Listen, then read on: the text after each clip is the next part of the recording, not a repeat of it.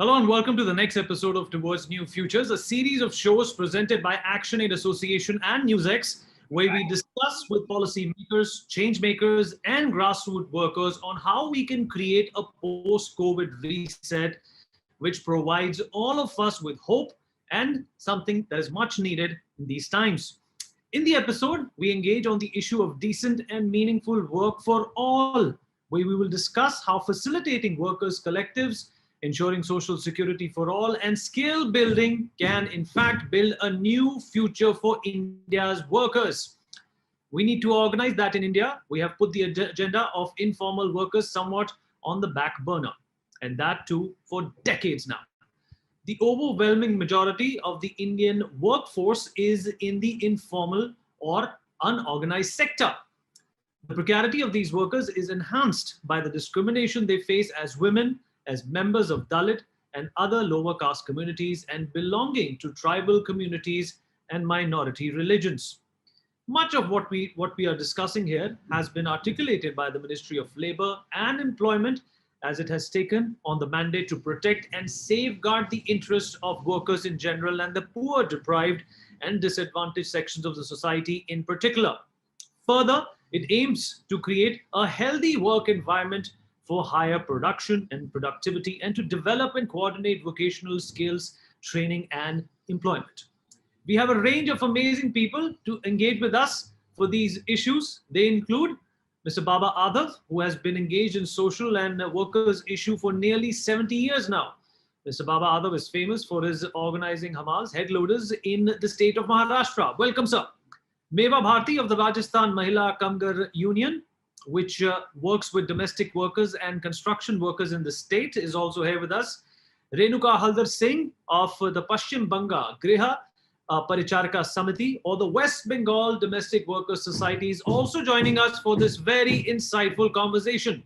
Saurav Kumar, who as a regional manager leads ActionAid Association's work in the states of Bihar and Jharkhand, is also here with us. Saurav, nice to have you here. Smita Kanjo of ActionAid Association, who leads the thematic area of women and the world of work, is also here. Sandeep Khare of Vigyan Foundation, who works with daily wages and street vendors in Lucknow, Kanpur, Allahabad, and Barabanki. Katie Suresh of Action Aid, who leads work on issues related to labor, urban spaces, and housing rights, is also here. Last but by no means the least, Mr. Sandeep Chachra, Executive Director, ActionAid Association, and co-chair of the World Urban Campaign, is also here. Welcome, everyone. We'll start our chat now.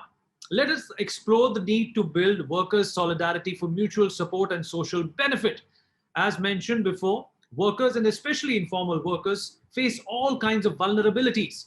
Collective energies are essential to help them negotiate with employers for just terms, engage with government for social security, and perhaps even to move towards, I beg your pardon, worker-owned enterprises. So our economy may have a wider variety of commercial entities. Let me start the debate now. I'm going to pose my first question to Mr. Baba Adavji. Baba Adavji, please let us know how the Hamal Panchayat, which was established in 1955, has changed the lives of head loaders in Pune, Maharashtra, and how the Marathi model can impact the whole country. Good morning to everybody. Excuse me that I shall talk in Hindi. Will it do? That's absolutely fine, sir. That's absolutely okay. We all understand Hindi. भाइयों और बहनों,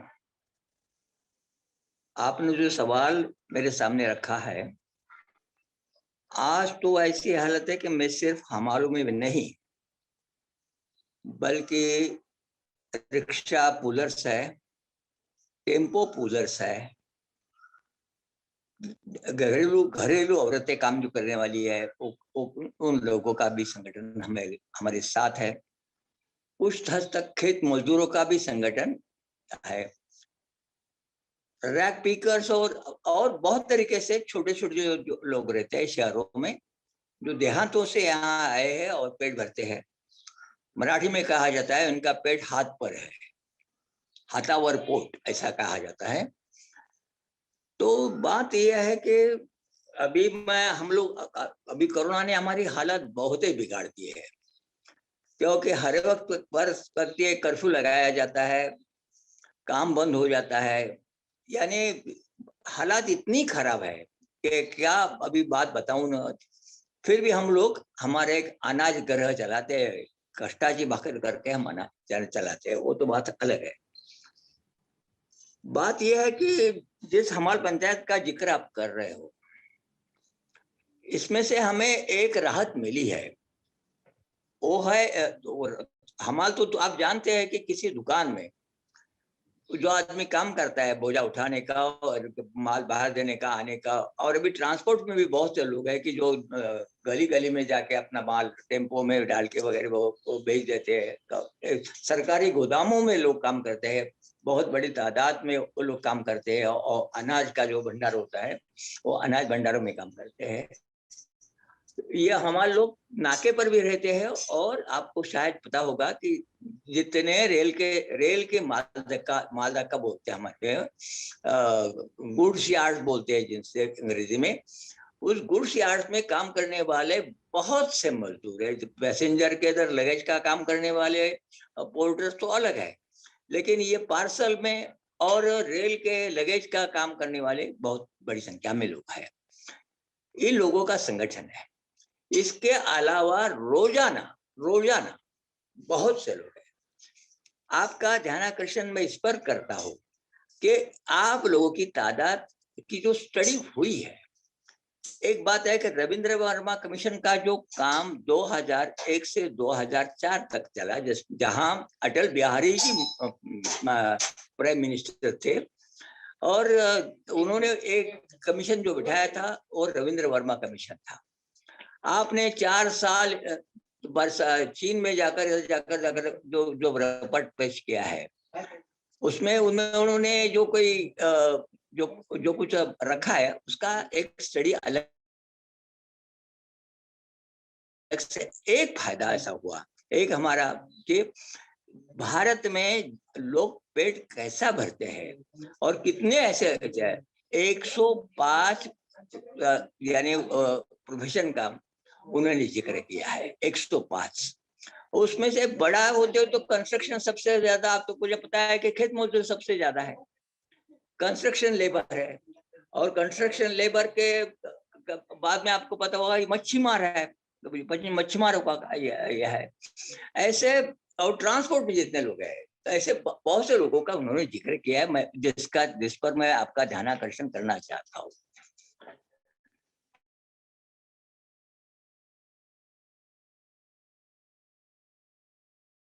उन्होंने पेश किया जिसका नाम था umbrella legislation. और अम्ब्रेला लेजिस्लेशन में नाम भी ऐसा था कि सबको, छोटे छोटे व्यापारी वगैरह, छोटे छोटे धंधा करने वाले लोग, उनको भी राहत देनी चाहिए, और जिन लोगों को कुछ ही राहत नहीं है उनको भी थोड़ी राहत देने की चाहिए, ऐसा उन्होंने जिक्र किया। उसका नाम था अम्ब्रेला लेजिस्लेशन। उसी अटल बिहारी जी के सामने उन्होंने पेश किया, पार्लियामेंट में बिल भी आगे आया, लेकिन साहब सिंह वर्मा जी लेबर मिनिस्टर थे, आखिर तक आपने कोशिश की, लेकिन वो पार्लियामेंट के सामने नहीं रखा गया, वो अच्छा ही रह गया, रपट अपनी जगह पर रह गया। बाद में जो सरकार आई मनमोहन जी की, सोनिया गांधी जी के, और हमने बहुत ही करके उन्होंने और एक अर्जुन सेन गुप्ता कमीशन का जिक्र किया, और जो कमीशन फिर भी वही बात थी। आपने एक रिपोर्ट 2008 में पेश, और उसके बाद रिपोर्ट पेश किया और उन्होंने कह दिया कि ये भारत के 77% लोग 20 रुपया भी रोजाना नहीं खर्च कर सकते, वो भी एक अलग रिपोर्ट है। मैं आप जो कोशिश कर रहे हैं, जो प्रयास किया, उसके लिए मैं आप धन्यवाद देता हूँ। लेकिन हुआ है, इसका थोड़ा हिस्ट्री आपके सामने मैंने रख दी है। जी सर, मैं रविंद्र वर्मा कमीशन के सामने भी मैं गया। अभी अर्जुन सेन गुप्ता जी तो पुणे में आए थे, उन्होंने हमारे पंचायत का पूरा काम देखा, और मैंने कहा कि देखो ना, ये एक रास्ता हमने निकाला है भाई, आप इतनी बड़ी तादाद है देश में से भी, आप तो अभी भी, हमारे पीएम साहब भी कहते हैं कि 50 करोड़ की संख्या में अनऑर्गेनाइज्ड लेबर की, जिनको कोई ही राहत नहीं है, जिनका रजिस्ट्रेशन भी नहीं है, कुछ नहीं है। जी सर, जी तो सर, बिल्कुल ठीक फरमाया सर आपने। और भी बातें करेंगे सर इस अहम मुद्दे को लेकर, but Mewa Bharti ji, from your experience of working with domestic workers and construction workers in Rajasthan, how the organization has helped in terms of making their life better. मेवा जी। सभी को नमस्ते, और मैं अपनी बात हिंदी में रखूंगी। जी बिल्कुल, हिंदी में रखिए।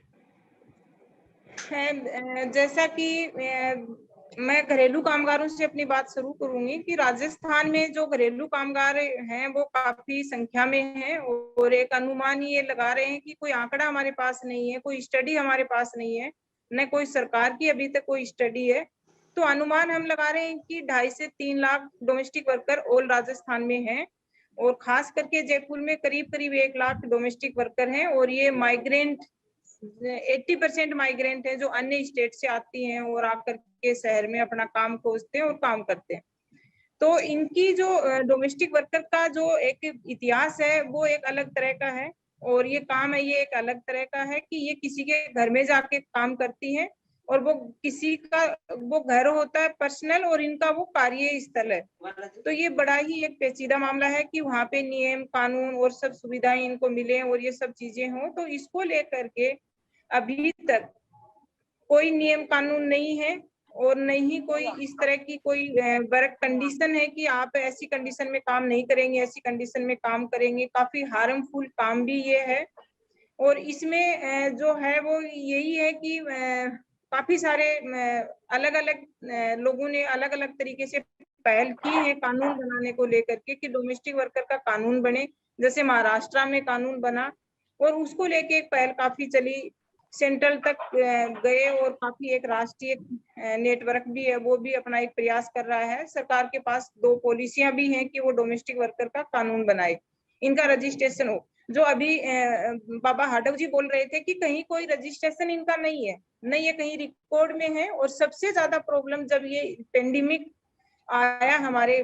2019 के लास्ट में, 20 के शुरुआत में, उसमें देखने को मिला कि ये कहीं रजिस्टर्ड नहीं है, माइग्रेंट है।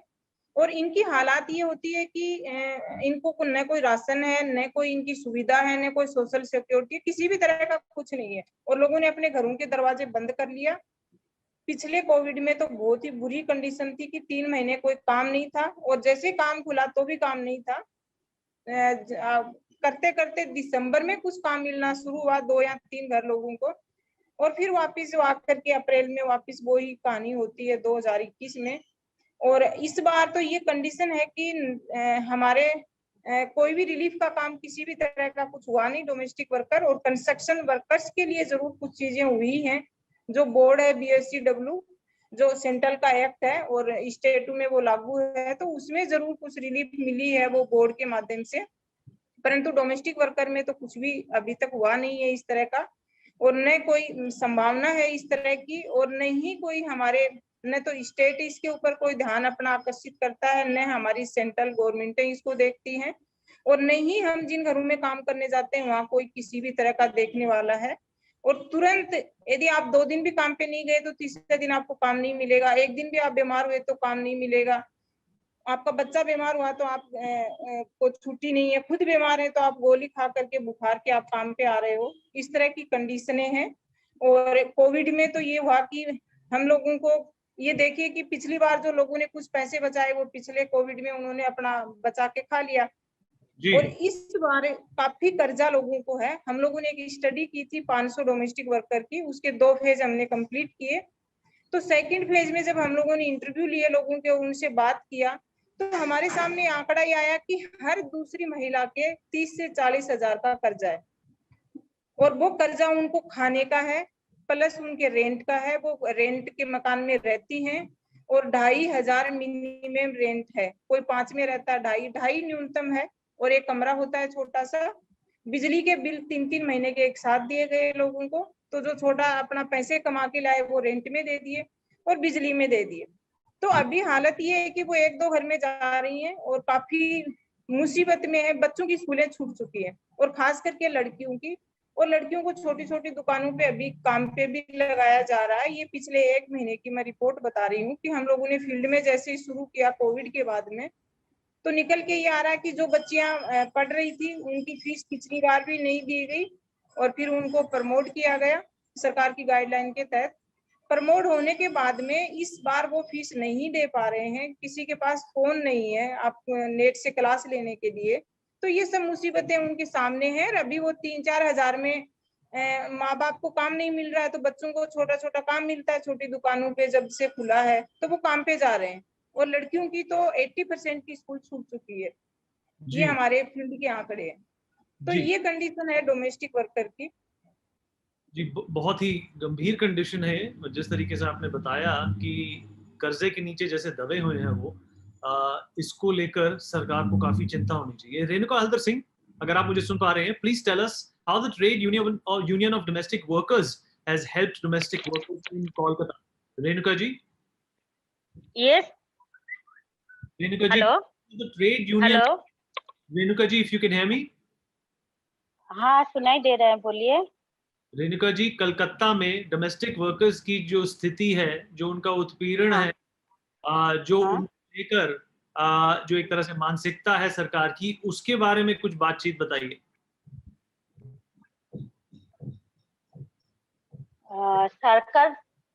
सरकार से तो हम लोग का कोई हेल्प नहीं मिलता है अभी, क्योंकि हम लोग का जितना वर्कर है, हम लोग अभी सबके संग बात किया है, कोई हेल्प नहीं मिला है, राशन भी नहीं मिलता है अभी।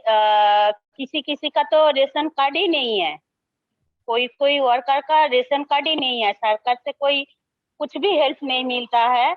और जिसका जिसका रेशन रेशन है तो वो थोड़ा बहुत मिलता है, फिर और किसी को नहीं मिलता है। और हम लोग जो किराए में रहता है, जो घर घर का जो मालिक किराया देता है, वो भी किराया ज्यादा है। और इलेक्ट्रिक जो बिल हम लोग से लेता है, जो बिल सरकार का बिल होता है 5 रुपया, हम लोग से लेता है 12 रुपया। ठीक है, तो हम लोग यही चाहते हैं, जो हम लोग का थोड़ा इलेक्ट्रिक का बिल डिस्काउंट करने से, हम लोग जो किराए में रहते हैं, किराए में रह के जो काम करते हैं, तो हम लोग का तो अपना तो घर नहीं है कलकत्ता में, तो किराए में रह के हम लोग काम करते हैं, तो हम लोग को बहुत दिक्कत होता है। और लॉकडाउन में हम लोग का काम भी छूट गया है, बहुत बहुत और का काम छूट गया है। तो इसलिए हम लोग का तो अभी बहुत दिक्कत चल रहा है। सरकार को हम लोग बहुत चिट्ठी दिया है, एमएलए एमपी को चिट्ठी दिया है, अभी तक कोई हम लोग का कुछ जी हेल्प नहीं किया, या हम लोग का बात कहीं उठाया नहीं, कहीं दिखाया नहीं। हम लोग का कुछ कानून भी अभी नहीं हुआ है। तो हम लोग यही चाहते हैं, हम लोग का एक तो कानून अगर होगा तो हम लोग का थोड़ा हेल्प मिलेगा। जी, मैं बिल्कुल समझ गया आपकी ओके, बात। जी, बिल्कुल समझ गया। हाँ। जी, Saurav Kumar ji, if you can hear me. Now, you have worked with migrant workers, Saurav, and domestic workers and street vendors in Bihar and Jharkhand as well. Tell us something about the challenges that they face. What impact, has the organization made in terms of impacting their lives, benefiting their lives, changing their lives? Yes, Saurav. Vineet. Some days ago, I had the opportunity to meet the women migrant workers and informal workers in the city of Gaya. And most of them were in the trade of construction workers, brick kiln laborers, and there were some factory workers as well. The kind of recruitment or the work that they received was only through a series of labor contractors. The experience they narrated was of death and despair about what they experienced during this first phase and the second phase of the pandemic. While the pandemic and the subsequent lockdown was the immediate reason that demonstrated us the deplorable condition of the migrant workers, but you can say that the basic reason behind their condition is the economic system that we follow, which is the capitalist mode of production coupled with the neoliberal policies. And as the earlier speaker were telling that caste too plays a very important role, and the kind of social and moral apathy this informal workers and the migrant workers face in the hand of the mainstream society is also a very big challenge before them, because most of them belong to the Dalit, tribal, or the denotified communities, and the minority community as well.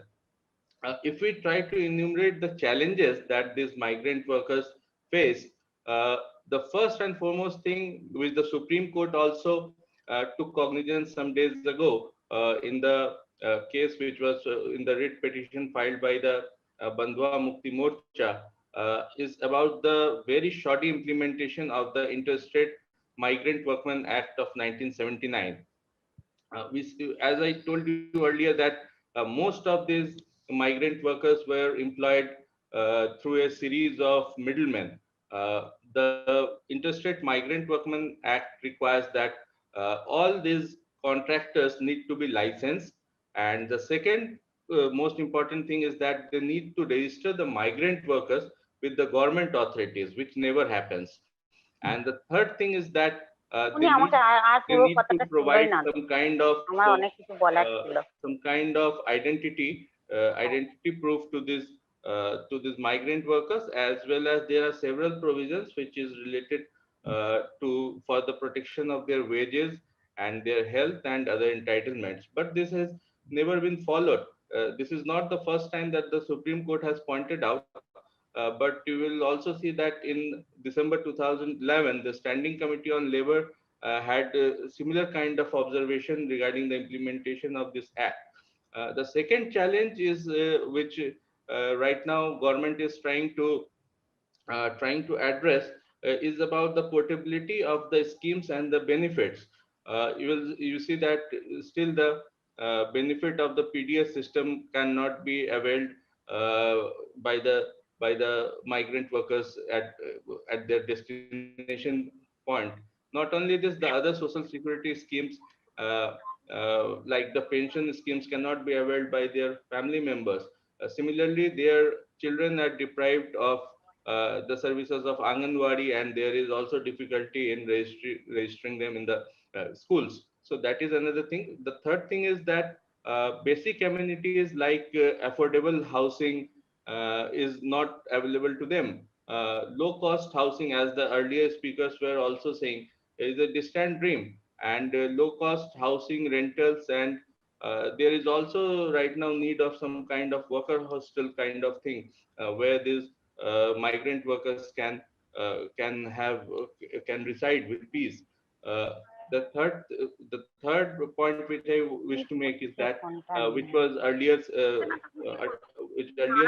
speakers also said, related to the kind of indebtedness that they are facing. I was with some Musahar community couple of days ago in the district of Muzaffarpur, and they were saying that during the last 1 year they had availed loans from money lenders which amounted to something around 60 to 70,000, and there is no way that they can dream to repay it, and it seems like they will fall into the vicious cycle of poverty and in the trap of bondage.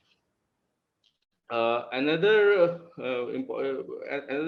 thing which right now we can see is the especially in Jharkhand is the increased instance of trafficking, mostly of women and child laborers. So these are some of the challenges which they are facing right now. And you asked about the impact which was made by the organization. The one is that we support a series of worker facilitation centers, not only in Bihar or Jharkhand, but across several states, in India. And through this worker facilitation center, we make the migrant community, the informal workers, aware about their rights. During this pandemic in Bihar, I can say you that we received more than 2,000 calls on our helpline during the second phase about the migrant workers who were in distress, and we somehow managed to support them through the network with which we have with the activists, with the NGOs and other like-minded organizations. All right. All right, Saurabh. Well, what we're going to do is we're going to slip into a short break on this note. But before we hit that break, I had an exclusive conversation with the Rajasthan Labour Minister, Mr. Tikaram Juli. On our way out, we're going to make you listen into that conversation. We'll be right back. All right, pleasure to have Mr. Tikaram Juli, Rajasthan Labour Minister, with us to talk more about this agenda that has been brought up by ActionAid. Juli जी, हमसे बातचीत करने के लिए बहुत-बहुत धन्यवाद. सबसे पहले तो ये बताइए कि राजस्थान की सरकार इनफॉर्मल वर्कर्स जो हैं उनके हक को मेंटेन करने के लिए, उसको सुरक्षित रखने के लिए क्या कर रही है? हम लगातार मजदूरों की जो ट्रेड यूनियन है उनसे संपर्क में हैं. मैं लगातार उनसे मीटिंगें करता हूं और इस समय जो मजदूरों के सामने परेशानी है, कोविड के समय बहुत बड़ी परेशानी उनके सामने आई है. नए जॉब के अवसर की बात छोड़िए, पुराना जो उनका जॉब था वो छोड़ने तक की स्थिति पैदा हो रही है. लेकिन हमने लगातार ये प्रयास किए हैं कि मजदूरों के हितों की रक्षा की जाए, उनके हकों की लड़ाई लड़ी जाए. और जिस प्रकार से केंद्र सरकार नए कानून लेके आ रही है और उन कानूनों का लेबर के ऊपर क्या प्रभाव पड़ेगा, इन सब चीजों को लेके पिछले काफी दिनों में कई मीटिंगें आयोजित की जा चुकी हैं.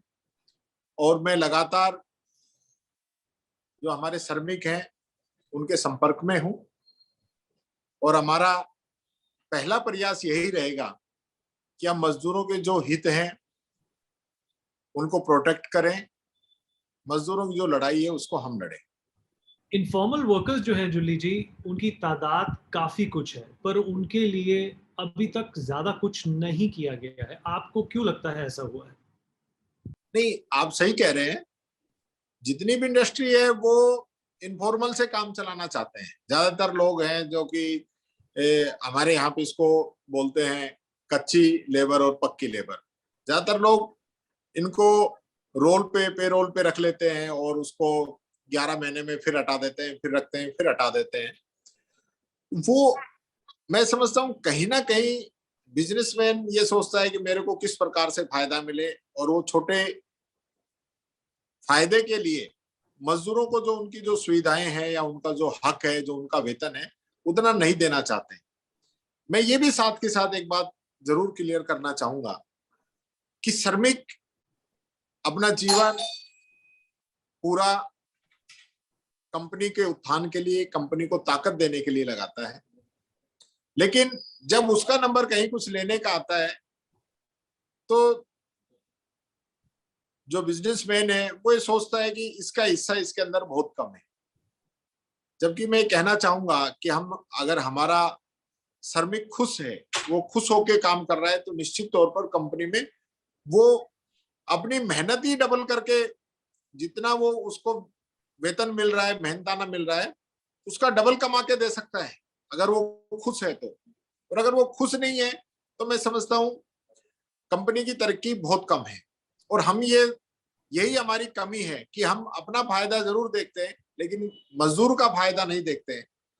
और निश्चित तौर पर हमारी लागत हो सकता है बढ़ जाए, लेकिन हमारी जो लागत भी अगर बढ़ती है तो उसको आने वाले समय में अगर लॉन्ग टाइम में हम देखते हैं तो उसका फायदा इंडस्ट्री को ही मिलेगा. इसलिए मैं ये कहना चाहूंगा कि जो श्रम कानून के नए कोड केंद्र सरकार लेके आ रही है, 4 कोड लेके आ रही है, उनको दोबारा एक बार देखने की जरूरत है. उसके अंदर मजदूरों का हम क्या हित कर सकते हैं, क्या फायदा कर सकते हैं.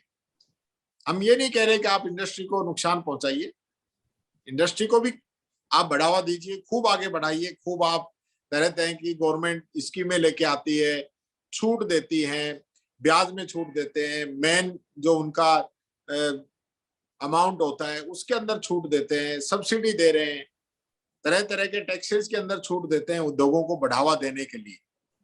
तो मैं यही कहना चाहूंगा, अब मजदूरों के जो हित हैं उनको कमजोर नहीं करें, उनको भी हम बढ़ाने का काम करें, ये हमारी प्राथमिकता रहनी चाहिए। जूली जी, हमसे बातचीत करने के लिए बहुत बहुत धन्यवाद। Well, we have the pleasure of having Mr. Shivram Hebbar, Karnataka Labour Minister, to talk about this agenda that has been brought in by ActionAid. Hebbar जी, हमसे बातचीत करने के लिए आपका बहुत बहुत धन्यवाद। सबसे पहले मैं आपसे ये पूछना चाहूंगा कि आपकी सरकार ने इनफॉर्मल वर्कर्स जो हैं उनके लिए क्या क्या किया है अभी तक? ओनली बेंगलुरु सिटी लगभग 90 लाख आदमी को दोपहर को शाम को खाने का बंदोबस्त किया।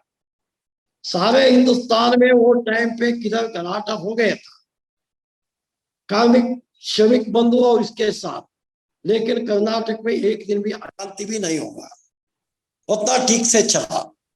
नंबर 3, हम जो श्रमिक ट्रेन तो गवर्नमेंट ऑफ इंडिया प्लान किया, जो श्रमिक ट्रेन पे जाने वाले लोगों के लिए हम लोग उसका घर तक पहुंचने का, वो किधर से साइट पे था, वो साइट से हम KSRTC का बस हम लिया, कार्मिक लेबर डिपार्टमेंट रेंट पे लेके उसको रेलवे स्टेशन तक पहुंच लिया।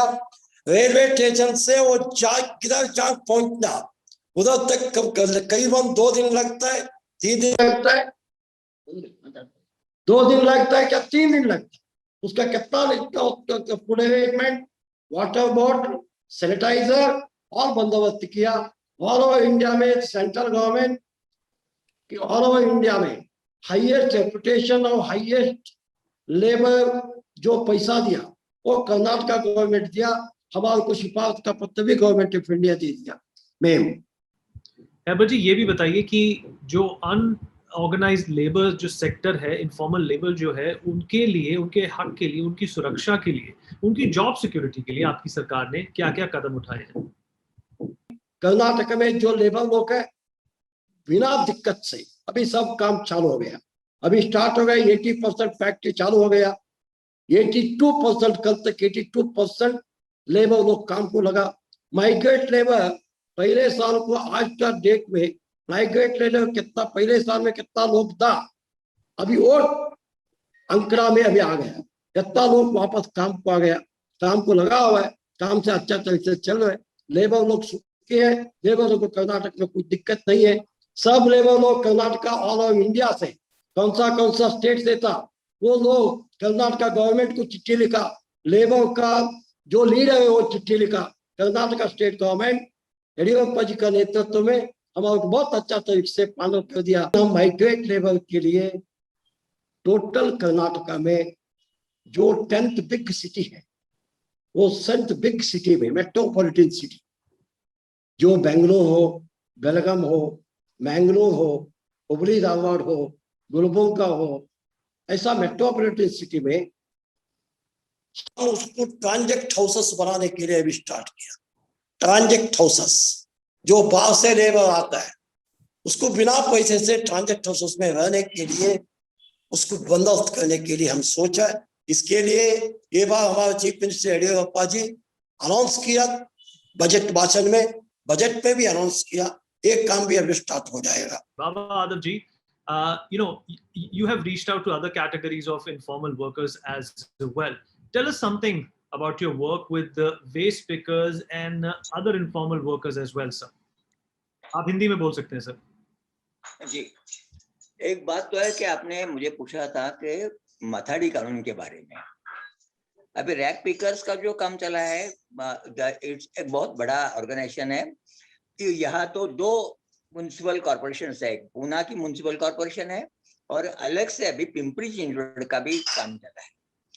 दोनों में मिलकर 10,000 से ज्यादा रैक पिकर्स, 10-12 हजार हो गए, ये काम शुरू है हमारा।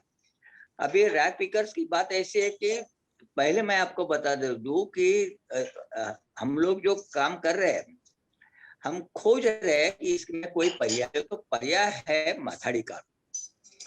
माथाड़ी कानून के बारे में मैं जिक्र करो थोड़ा आपका सामने थोड़ा। तो बात यह है कि माथाड़ी और हमाल दोनों टर्म्स एक ही है। बंबई में मत्थे पर का बोझा उठाते हैं, पूना में पीठ पर लेते हैं, तो पूना में हमाल कहते हैं, बंबई में उन्हें मथाड़ी कहा जाता है। अब बात ऐसी है कि आप लोगों का बिल्कुल राहत ऐसी है कि मालिक, उनको मालिक मजदूर नाते का कोई संरक्षण नहीं था, बिल्कुल नहीं था। क्या कहते थे, काम है तो दाम है, बाकी पैसा तो गुलाम है। बात ये थी कि बंबई में उनकी तादाद बहुत बड़ी थी, क्योंकि बाहर देशों से अनाज आता था, और अनाज बोर्ड से खाली करने के लिए जो लोग काम करते हैं, कुलीज, उनको कुलीज भी कहा जाता था, लेकिन बंबई में उनको माथाड़ी कहा गया। अभी बात ये थी कि हम चाहते थे कि ये इतना कैजुअल, काम है तो दाम है, काम, और कॉन्ट्रैक्टर उसने काम पैसे नहीं दिए, हम किधर भी नहीं, हमारा कोई संरक्षण नहीं था, हम कहा कंप्लेंट भी नहीं कर सकते। तो बात थी, एक बात थी कि जब महाराष्ट्र हमारा हुआ, शिवाजी महाराज की जय करके जो मराठों ने ये जिक्र किया और महाराष्ट्र हुआ, तो हम लोग वहां तभी यशवंतराव चौहान जी हमारे चीफ मिनिस्टर, उनके पीछे पड़े कि हमारे लिए क्या है, हम मराठी है, हमारे लिए क्या है, हमारे लिए कानून चाहिए, कानून चाहिए। आपने कमीशन बिठाए, 1 कमीशन 2 कमीशन में थोड़ी देर में से आपका बता दूं, लेकिन हमें राहत मिली क्या, हम चाहते थे हमारा डीकैजुअलाइजेशन हो जाए, हमें कुछ ना कुछ संरक्षण चाहिए कि हमारे पर जो आज जो कहानी आ रही सब लोगों की, कि कोई राहत नहीं, किधर हम न्याय नहीं मांग सकते, डेमोक्रेटिक स्टेट है, और हम मांग का ये कैसा है। तो उन्होंने एक कमेटी जो आई, जिस कमेटी में ने एक काम किया, मैं एक नाम लेना चाहता हूँ, हमारी मुंबई में जो पोर्टर्स हमारी जो बोर्ड है, उसमें हमारे जो मित्र थे काम करने वाले, उन्होंने सरकार को एक बताया कि देखिए ये लोग काम करते हैं यहाँ जी, लेकिन हमारा ये जो बोर्ड है, जो क्या कहते हैं उसको, बंदरों में काम करने वाले लोग गोदी बोलते हैं, हमारे यहाँ गोदी बोलते हैं, पोर्टर्स बोलते हैं कहीं कहीं जगह, उनका कांड नाम है बम्बई में। वो बोर्ड में हमारे लीडरों ने एक सरकार को सुझाव दिया कि चलो कॉन्ट्रैक्टर को उनको काम करने दो, लेकिन हम आपको जो पैसे देते हैं इसके अलावा हम इनके लिए राहत के लिए पैसे देंगे, लेकिन इनके लिए थोड़ा संरक्षण दिया जाए, जिसे कहते हैं लेवी। पैसे तो मिलते हैं काम को, फिर उसके साथ और लेवी में क्या किया, आपको साफ कह देता हूँ कि देखिए, और बोर्ड बनाया, तीनों बल का बोर्ड बनाया कि पोर्ट ट्रस्ट के लोग या हमारी यूनियन के लोग और हमारे कॉन्ट्रैक्टर के लोग, इनसे मिला के सरकार ने एक बोर्ड कमेटी करके उसको नाम दिया माथाड़ी बोर्ड। और वो बोर्ड को थोड़ी देर में मैं कहता हूँ, बोर्ड का ये ऐसा हमें नतीजा मिला, for the sake of payment of wages act and workmen's compensation act, this Mathadi board should be deemed as an employer. Okay, हमें मालिक नहीं था, लेकिन हमें मालिक मिल गया। जी सर, जी। तो हमें बाकी अभी इतना कह देता हूँ, अभी इस बोर्ड की वजह से हमें सिर्फ हमें पेंशन नहीं मिलती है, बाकी पूरा हमें पैसे बोनस मिलता है, सालाना हमारे पास समय की किल्लत है, इसीलिए मैं चाहूंगा, मैं यही काटना चाहूंगा आपको। संक्षेप में मैं रिक्वेस्ट करूंगा everybody to keep the answers as short as possible, because we have a number of guests who have to speak on a number of issues. So sort of tell us about your future plans, and how do you plan to share the plight of the informal worker in the years to come. Tell us in an abbreviated manner, please, because we are yet to hear from a number of guests who are waiting their turn. Sure, Vineet. Saurabh, go ahead. Sure, Vineet. We plan to work with for restoring the identity and dignity of certain categories of workers, such as sanitation workers, the burial workers, and the cremation workers, who often remain out of our sight but play a very important role during this pandemic. Their role to keep us safe and keep the whole society safe during this pandemic cannot be overlooked. So we are working towards restoring their identity and dignity. The second important thing which we wish to do is that we work with a group of producer groups at one hand, who are agriculture workers, who are Okay. also some handicraft workers, and who are rural artisans, and we wish to link them with the vendors, the group of vendors with whom we work. So this kind of linkage will do away with the middlemen, and it will be also very helpful for the consumers, who can have have all those produces through these vendors at a very cheap, at a very low rate. And the third thing is that we wish to work for making these worker facilitation centers more functional, and this should be owned and managed. What we wish to do is that to transform it to a center which is owned and managed by the workers themselves. And the another thing which we wish to do is that we wish to conduct the skilling of of the youth through a mix of traditional knowledge and the latest in the digital technology. And I believe that the future belongs to the worker-owned enterprises, and we will also we'll also support them to link with institutional funding to carry forward their endeavors. Sounds wonderful. Digitization is the way forward, even for this informal sector. And as mentioned earlier, informal workers take up the most inhuman and precarious forms of work to avoid distress. An effective welfare state providing all citizens with food, security, housing, education, and health would enable informal workers to engage with decent work and possible more meaningful labor as well. Smita Khanjao, please do tell us what it entails to provide the needed security to get workers, especially women workers, their right to fair wages and decent work. Smita. Thanks, Vineet. So, Vineet, before me, Meva ji and Renuka Haldar ji kind of gave a glimpse of the situation of women workers on the ground. And I think since you said that we need to look at a reset. So in a reset scenario, I think what we as a country should look at is, implementing the ILO Convention on Social Security in full spirit, of which, India has ratified that convention, and it talks about providing not only, social security and in terms of, fair wages, but also ensuring that when the sickness is there or when any kind of a calamity, like right now in a pandemic situation, there should be some minimum amount which each women worker should get there. And added to that is the fact that women workers in India continue to do a lot of unpaid nature of work, and that needs to be recognized. I'll just give a very small example. So a domestic worker comes to our house and we very casually ask her, chai bana do. And the chai banado is never paid or is never counted as her work. So these are, small gaps, but yet big when it comes to, quantifying the women's labor partner, and contribution to the GDP, and that needs to be recognized in the reset whenever we are looking at formulating policies. And now Supreme Court has taken cognizance of these facts and is asking for a national database there. So it would be important how we are linking these women with the digitalization process. We know in country how far away and far removed women and girls are from the entire digitalization thing. So that also needs to be counted. I know you're pressed with time, so I won't take more time. Share with us, in brief, about your thoughts on how Social Security Code that protects the rights of informal workers that was taken up in September 2020. How efficacious and effective has that been? Is it a good start? Overall, yes, it is. In a way, yes, it recognizes a certain category of workers. It takes into account gig workers. It takes account into platform workers.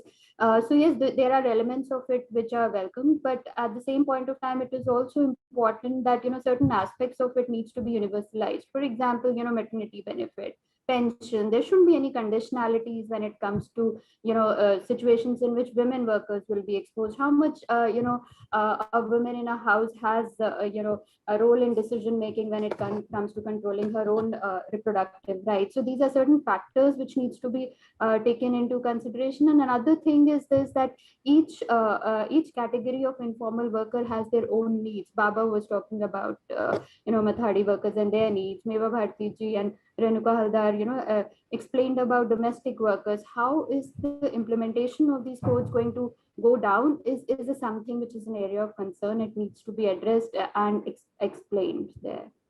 Okay, what we're going to do is we're going to dip into another short break. But on our way out, we will play out a conversation that I had with the Labour Minister of Karnataka, Shivram Hebbar. Be right back.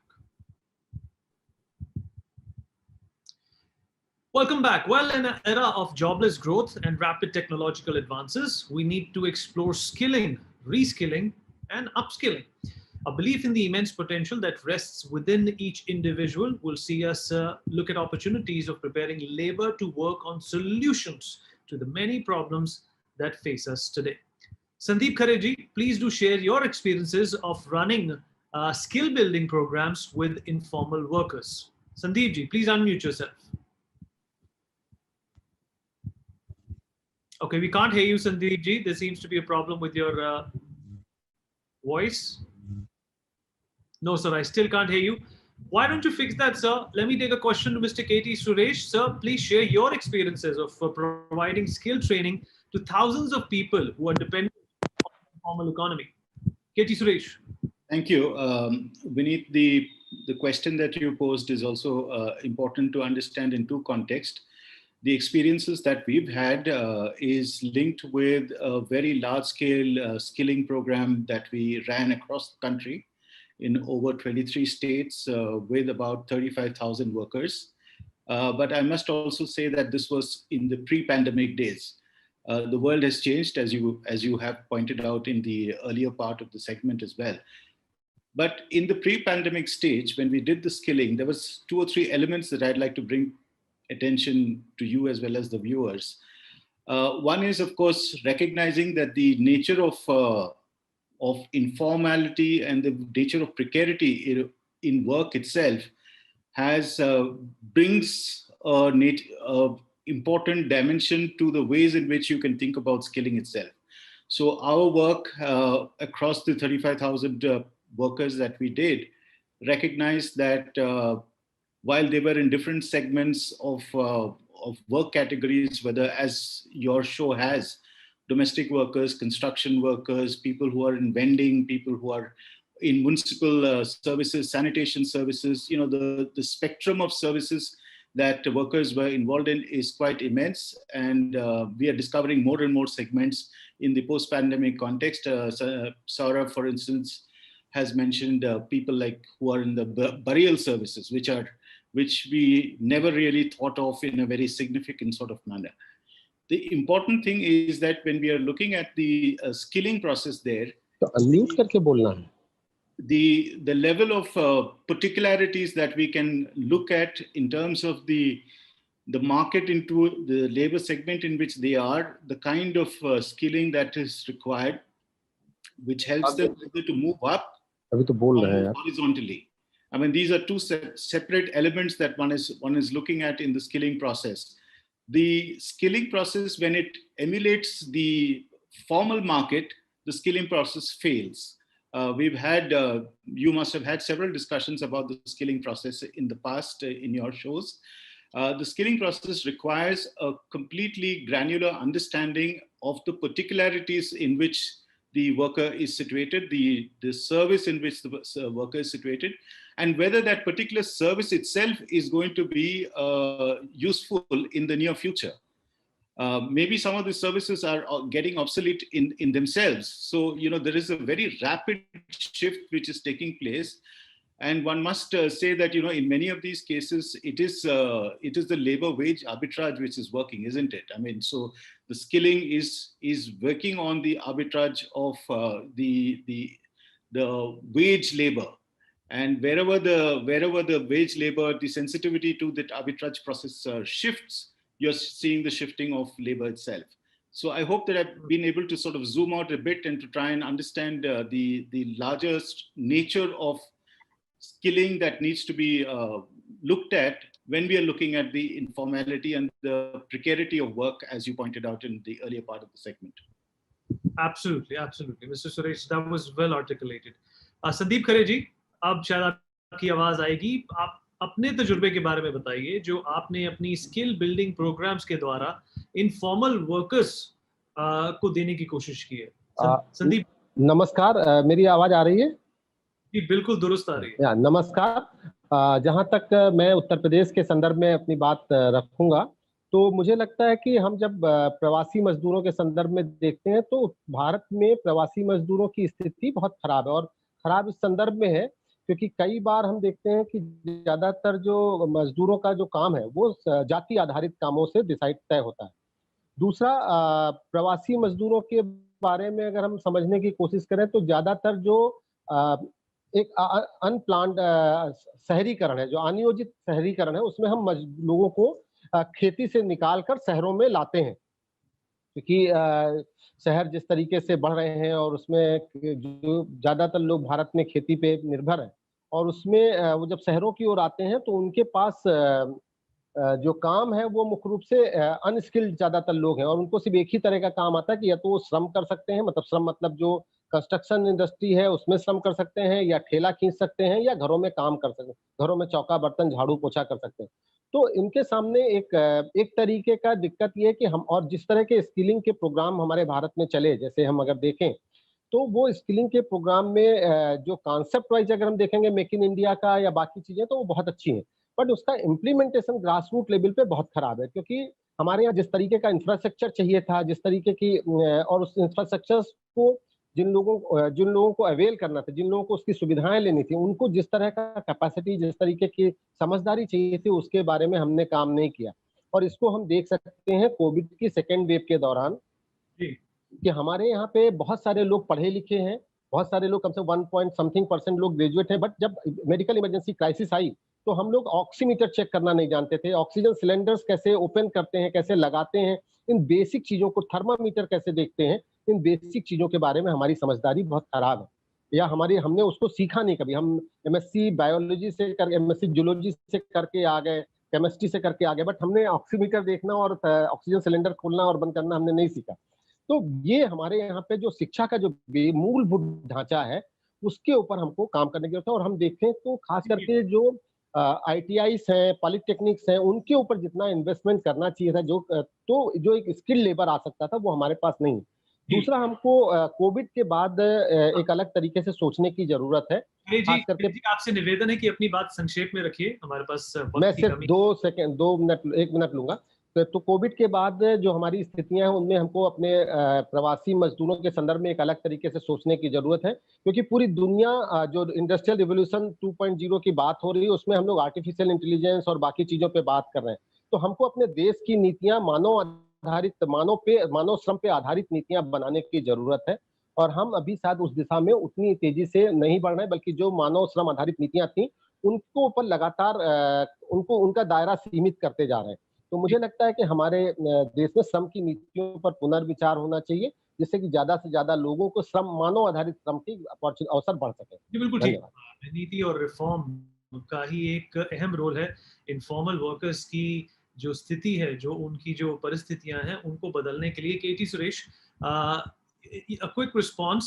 How do you see the role of skilling, reskilling, and upskilling as well in the context of informal workers? And of course, I would request you to keep your answer as brief as possible. We still have, a few speakers who are yet to talk. Can't hear you. Please unmute yourself. Apologies. I think the point about skilling, I have pointed out to you a little earlier. So what I'll focus on is the reskilling and the upskilling part. The reskilling sort of upskilling, definitionally means that you're within a certain labor ecosystem and you're trying to build yourself up for a better kind of work opportunity there. Reskilling would probably be the word that we will be listening to a lot in the post-pandemic context, because the nature of work itself is shifting. Sandeep Khare, for instance, did point out to the fact that the element of the manual is shifting as well.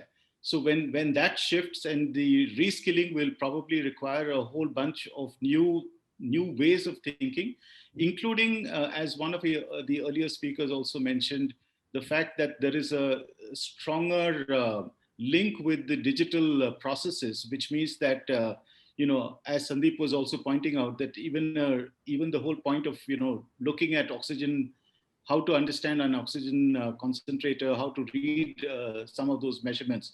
So the ways in which the work itself will shift will require the concept of reskilling to be also very carefully calibrated.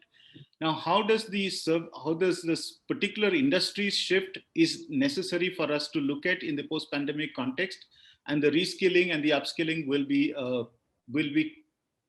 sort of calibrated to that shift which is taking place in the labor markets itself. All right, Sandeep Chachra, time for your 10 cents on this matter as well. How do you see the world of work evolving and the role of informal workers in the future, Sandeep? Please unmute yourself. Thank you, Vineet, for having me here. And the state of the world of today is reflected quite strongly in the world of work. So let me begin with that. And therefore, together with the idea of equality for women, the idea of land for the landless farmers and agricultural workers, the idea of living in peace and harmony and equality among the diversities of the world, the idea of a reset with the planet, a relationship with reset with the planet. Together with these four ideas, I think the idea of dignity and rights of workers forms one of the 5 fundamental ideas, I would say unfinished tasks of nation building for nations of the world, and in particular nations which were liberated from colonization, the South as we call them. So let me begin there. I want to then go on to say that the question of informal workers that you asked is a large one in the planet. ILO says there are 200 crore, that is 2 billion informal workers, of which 50 crores, half a billion are in India itself. And these are Government of India figures which were quoted here.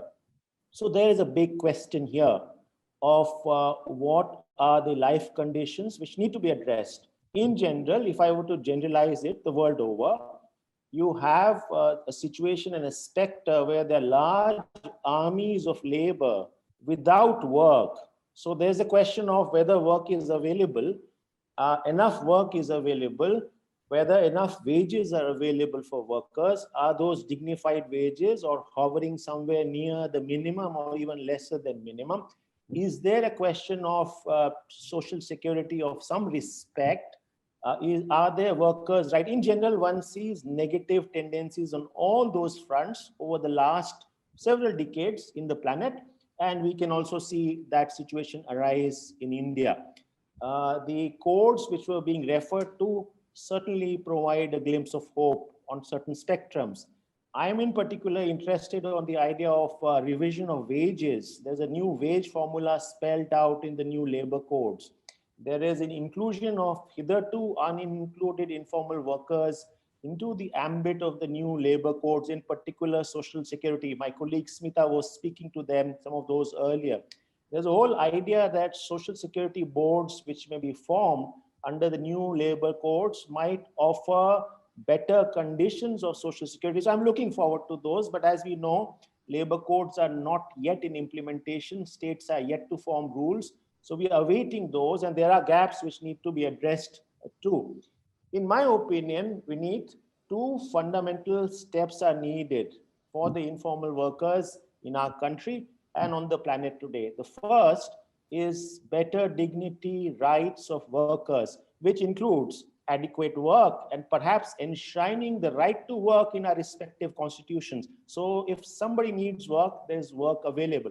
Number 2, dignified wages, not just minimum wages, but dignified wages, which enables a person to blossom and transform futures of his or her children. I think that's very important. It's not hovering around the minimum. Number 3, a social security which helps people lead a dignified lives, but also invest into futures. Pensions, for instance, have been referred here. Under the context of pandemic, the vacuum around health security came in a public eye. So I think the idea of a dignified social security.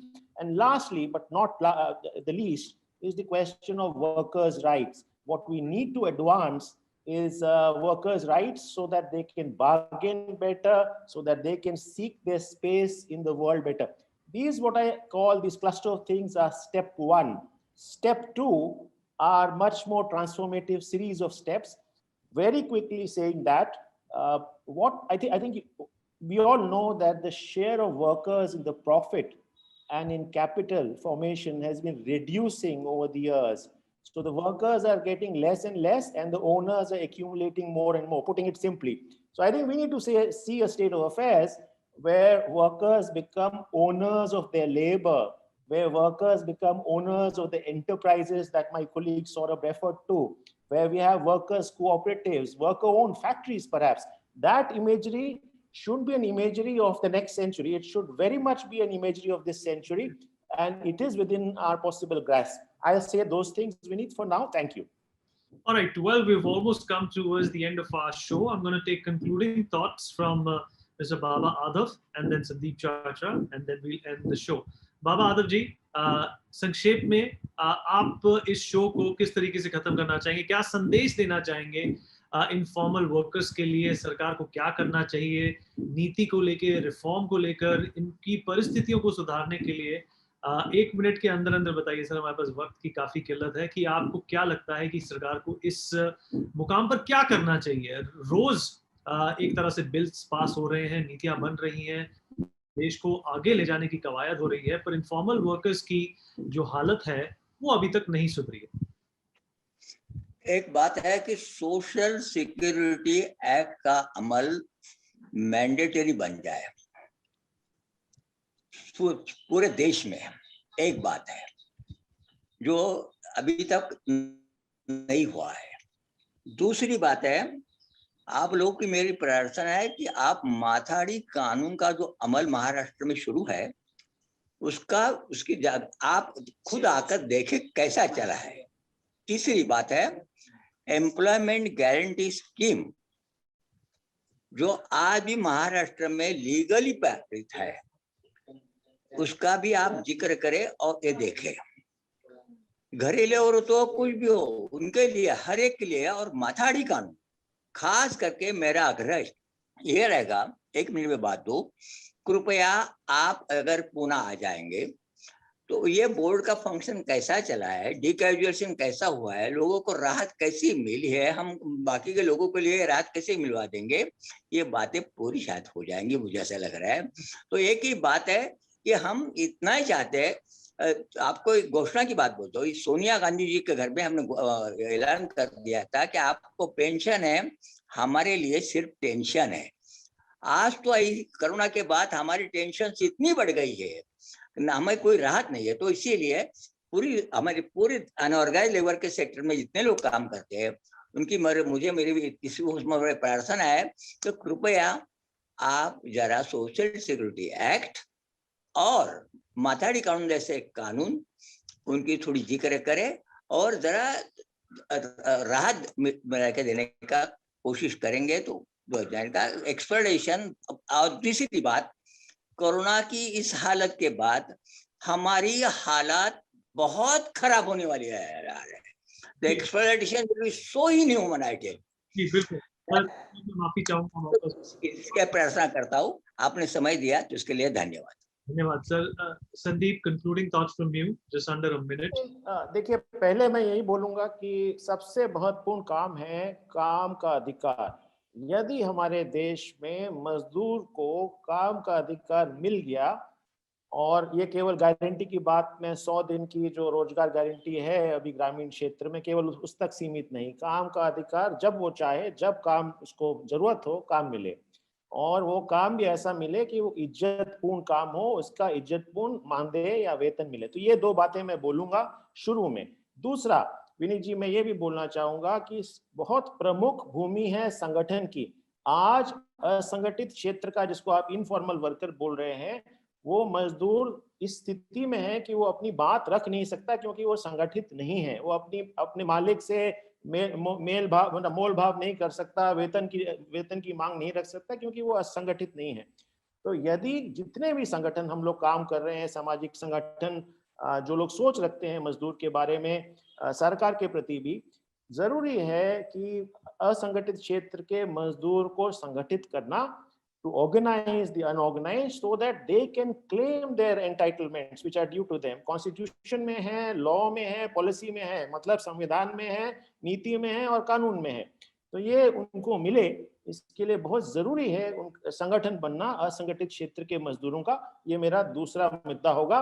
और तीसरा और आखिरी, एकदम आधे minute में, कि काम में कई प्रकार के शोषण हैं, और ये शोषण ऐतिहासिक शोषण है। These are historical inequities, whether these are based on gender, whether these are based on race, whether these are based on caste, indigeneity or religion. these questions of equality in the world of work need to be dealt with. Thank you so much, Vineet. Absolutely. So a number of good points, number of valuable inputs coming in from all our panelists. Well, this is a long process. It will take time, but I can assure you of this, that this program is definitely going to be counted as a cog in the wheel of change, which is going to make the life of the informal workers a lot easier in the near future. Thank you everyone for being a part of this wonderful chat. We'll be right back.